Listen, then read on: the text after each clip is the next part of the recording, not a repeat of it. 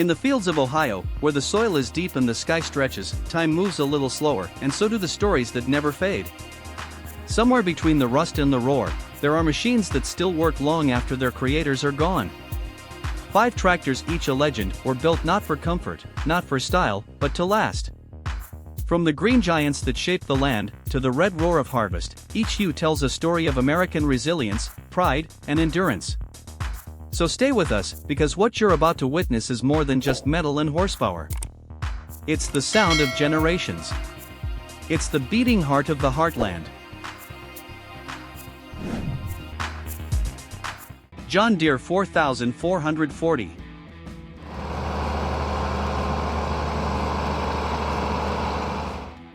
It was 1978. The air over Iowa and Ohio carried the smell of diesel and fresh-turned earth. Across the Midwest, farms were growing larger, crops taller, and the days longer. That's when John Deere rolled out a machine that would soon become the heartbeat of the Heartland, the John Deere 4440. Built in Waterloo, Iowa, the 4440 arrived just when farmers needed something they could depend on, not for a few seasons, but for a lifetime. Selling new for around $38,000, it was an investment in trust.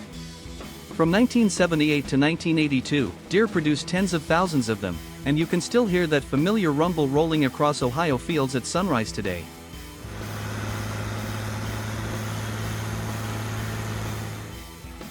Under that green steel nose sat a 466 cubic inch, 6-cylinder turbocharged diesel engine, about 7.6 liters of pure honest muscle.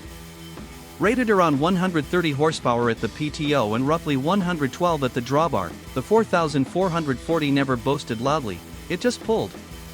Farmers could choose between an 8-speed powershift or a 16-speed quad-range transmission that shifted smooth and sure. Its fuel tank held roughly 110 gallons, enough for a long summer day of plowing without refill. Operating weight tipped the scales near 13,000 pounds, with a rear lift capacity close to 12,500 pounds. Hydraulic flow around 23 gallons per minute gave the 4440 the strength to raise planters, balers, and wagons without strain. Everything about it was oversized, overbuilt, and unapologetically American.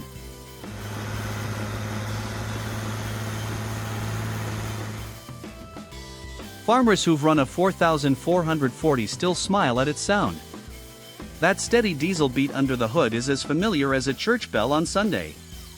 You hear the low growl turn to a sharp whistle as the turbo winds up under load. You feel the thrum through the seat and the wheel, the whole tractor breathing like a living thing. The cab fills with the scent of fuel and warm iron, dust spins in the morning light. Out the window, rows of corn reach toward the horizon, and you realize you're riding a machine built to outlast the seasons. In small Ohio towns, that rumble became part of the landscape. At 5 a.m., you'd hear it starting somewhere down the road, steady and sure, a soundtrack to another day of honest work.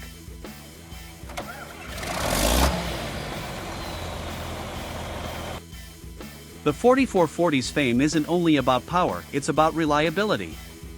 Its engine was forgiving, its transmission tough, and its mechanics straightforward. No fragile electronics, no computer screens, no codes to clear. Just wrenches, grease, and a bit of know-how. If a bearing went bad, you replaced it. If a pump leaked, you tightened it.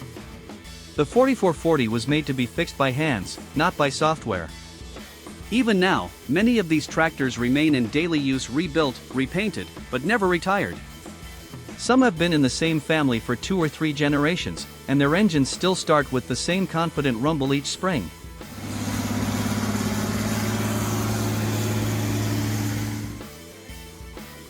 Modern machines may have auto steer and satellite maps, but there's something those systems can't replace: the bond between a farmer and a machine that asks for nothing but fuel and care. A 4440 doesn't just work for you, it works with you. It's the friend that never quits, even when the weather and markets do. At county fairs and vintage shows throughout Ohio, you'll find them lined up, green paint shining like new. But the real beauty is out in the fields, where the paint is faded and the tires are muddy. That's where this legend belongs, in motion, earning its keep, season after season. The John Deere 4440 was never just a tractor. It was a promise forged in steel and diesel, a promise that still keeps its word. For every acre tilled, a Deere 4440 stood steady. But before the green machines ruled the fields, there was a bright red legend waiting to roar. International Harvester 1066.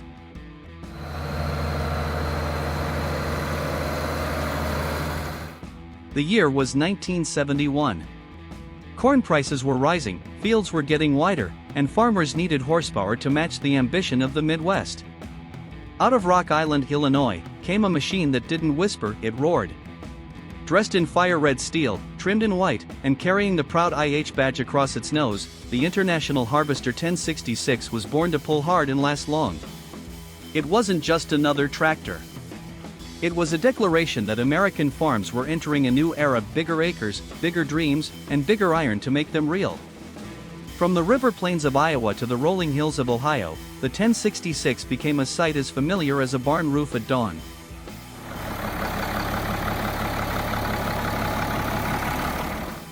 At its core beat a DT414 diesel engine, 414 cubic inches of turbocharged grit. It delivered around 126 horsepower at the PTO, 108 at the drawbar, and ran with a steady growl that made the ground vibrate underfoot. The 16-speed transmission, paired with the famous torque amplifier, let farmers shift on the move without losing power. It weighed over 13,000 pounds fully fueled, carried more than 40 gallons of diesel, and could pull just about anything you hitched to its drawbar.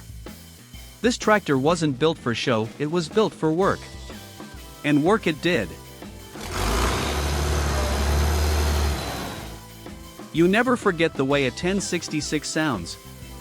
The turbo spools up with a whistle that cuts through the morning mist, followed by a deep bark that says, "Let's get to it."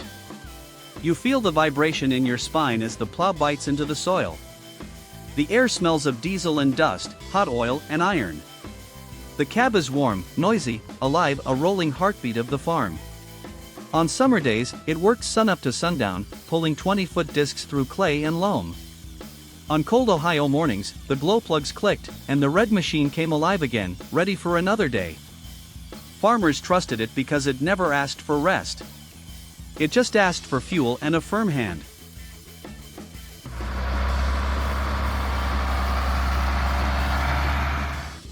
Its heavy cast frame and simple engineering made it easy to maintain. When a clutch wore out, it could be swapped in an afternoon. When an injector line cracked, a farmer could fix it himself. No electronics, no computers, just steel, torque, and time.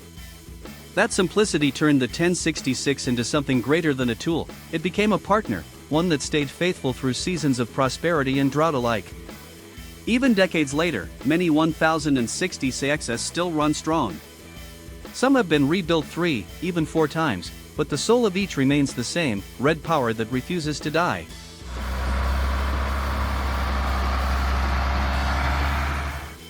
Every fairground in Ohio has at least one old 1066 gleaming under the sun, polished by grandsons who never saw it plow but still feel its pride. That bright red paint, that long hood, that deep rumble, it all tells the same story: hard work, family, and the endurance of those who feed a nation.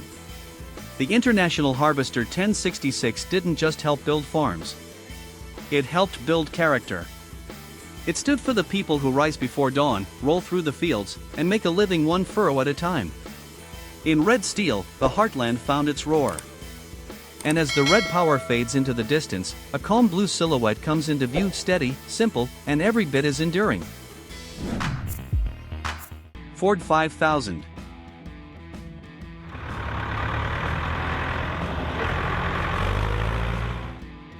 The year was 1965. Gasoline was cheap, the Beatles were new on the radio, and across the Midwest, small family farms were still the backbone of America. Ford, long trusted for trucks and tools, offered something built for those who asked more from daylight: a dependable machine in blue paint and white trim, the Ford 5000.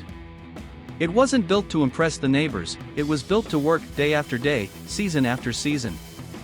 At a base price near $6,000, it gave small Ohio farms big tractor heart without big tractor cost.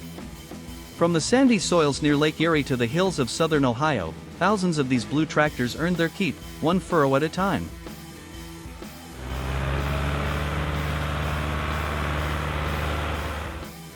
power came from a 233 cubic inch, 4-cylinder diesel engine, about 3.8 liters of steady torque that produced roughly 70 horsepower at the engine and around 60 at the PTO. It was quiet, forgiving, and thrifty on fuel. The 5000 offered 8-, 10-, or 16-speed transmissions, each designed for smooth shifts and long life. The fuel tank held about 20 gallons, enough to plow through a summer afternoon without refill. Hydraulic flow of about 6 gallons per minute powered implements with ease. With an operating weight around 6,000 pounds and a wheelbase of over 7 feet, the Ford 5000 was steady on uneven ground and balanced for loader or field work alike.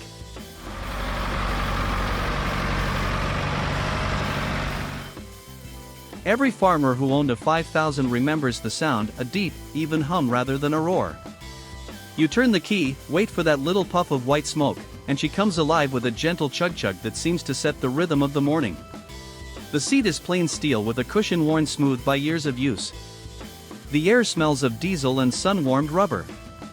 Dust swirls behind the rear tires as you idle down a gravel lane toward the north field. There are no electronics to beep, no screens to stare at, just the steady pulse of work well done.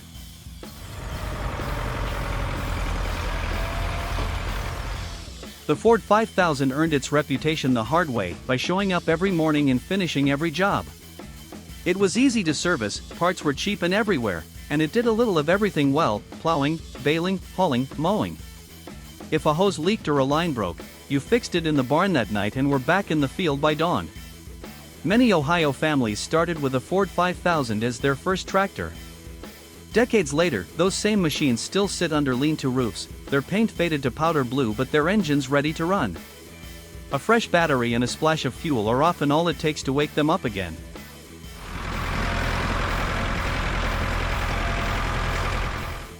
The 5000 was never about luxury. It was about trust, the kind built by sweat and soil.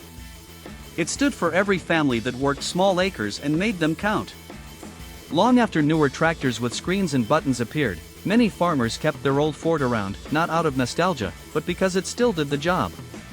You can still see them today at county shows and harvest parades, old blue tractors polished to a shine by grandkids who never knew a time without them. They symbolize something quiet yet enduring: dependability, modesty, and the steady rhythm of farm life. But our journey through the Heartland doesn't end here. Next comes an olive green machine with a voice of its own, a tractor called Oliver 1850 that helped carry Midwestern farming into a new generation. Oliver 1850.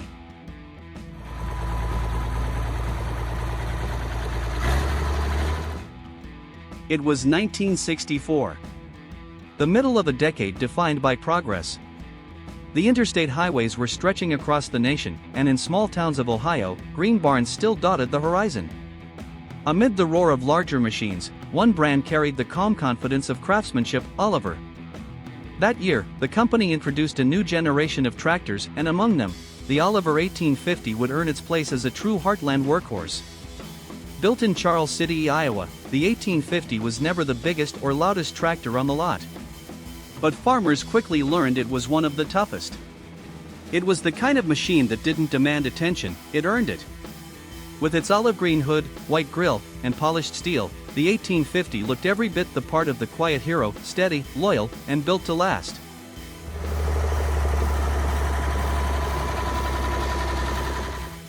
The 1850 came with options: a Waukesha Oliver gas engine or a Perkins diesel, both 6 cylinders, both built to work from sunrise to sunset. The diesel version displaced 354 cubic inches and turned out around 92 horsepower at the PTO, plenty for heavy plowing and haying. With a fuel tank holding nearly 32 gallons and a hydraulic system flowing almost 16 gallons per minute, it was strong, smooth, and confident in every task. Weighing close to 10,000 pounds with a wheelbase just over 8.5 feet, the 1850 carried itself with quiet balance.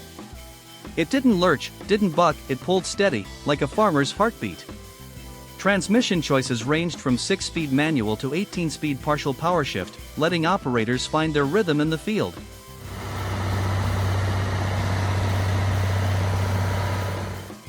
Ask anyone who ran an Oliver 1850 back in the day, they'll tell you about the sound. A steady, even thrum that filled the morning air. The kind of tone that seemed to blend with the hum of cicadas and the distant call of a meadowlark.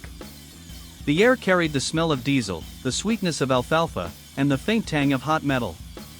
Dust lifted in the sun as the plow turned soil that hadn't seen daylight since the spring before. Sitting behind that broad white steering wheel, you could feel everything: the pull of the land, the smooth bite of the gears, the sense that man and machine were in perfect rhythm.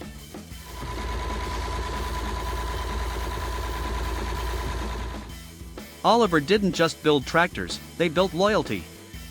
The 1850 was famous for its durability, strong axles, reliable transmission, easy-to-service hydraulics. Many farmers clocked 10,000 hours or more before the first rebuild. And when parts were needed, they were simple: bolts, seals, valves, not microchips. In Ohio's smaller towns, Oliver owners often called their tractors Old Faithful. When others broke down, the 1850 just kept rolling, one furrow at a time. Its reliability turned it into more than a tool, it became part of the family.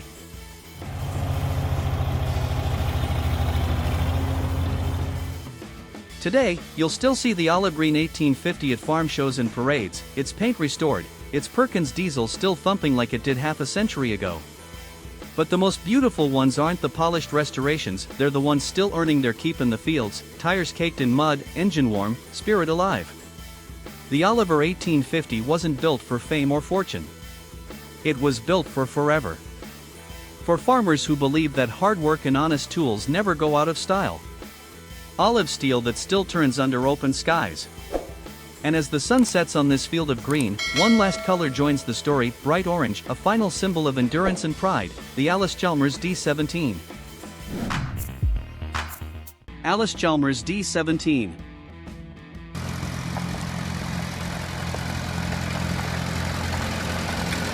The year was 1957. Elvis was on the radio, the interstate highway system was brand new, and American farms were still powered by grit, family, and iron. Out of West Allis, Wisconsin, came a bright orange promise of progress, the Allis-Chalmers D17. It arrived at the perfect moment. The old two-cylinder tractors were fading, and farmers across Ohio wanted something modern yet familiar, a machine that worked hard, started easy, and didn't quit. With its bold paint and confident stance, the D17 looked like sunshine on four wheels. But underneath the cheerful color was pure steel purpose.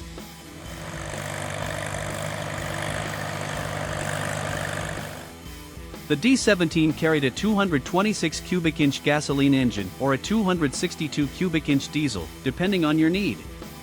Rated near 63 horsepower at the drawbar, it had the muscle to pull four bottoms through Ohio clay without complaint. Weighing about 4,700 pounds, with a wheelbase near 95 inches, it struck the right balance of size and agility. It came with Allis-Chalmers' famous power director hand clutch, a clever two-range lever that let the operator shift between high and low on the go. For farmers who spent their days between balers and wagons, that feature alone saved hours. Fuel capacity was about 21 gallons, plenty for a full day's work, and its three-point hitch and hydraulics were among the smoothest of their time.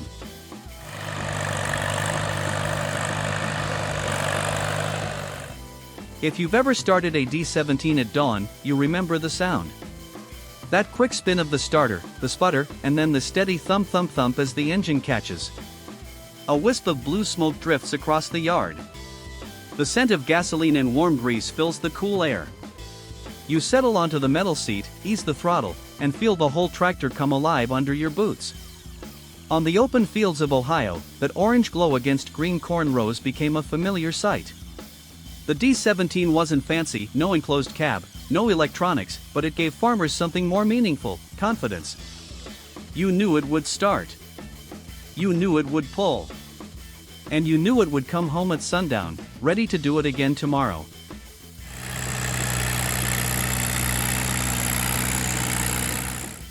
The D17 was more than a tractor, it was a bridge. It carried farmers from the post-war era of small family plots into the modern age of bigger machines and broader acres. Yet it kept the same hands-on simplicity that people trusted. Easy to maintain, easy to understand, the kind of engineering that invited you to grab a wrench and get to work. Even today, more than 60 years later, you'll find D17s scattered across Ohio farms. Some sit under old sheds, others still run hay balers and finish mowers every summer. They've outlived their makers, but not their mission.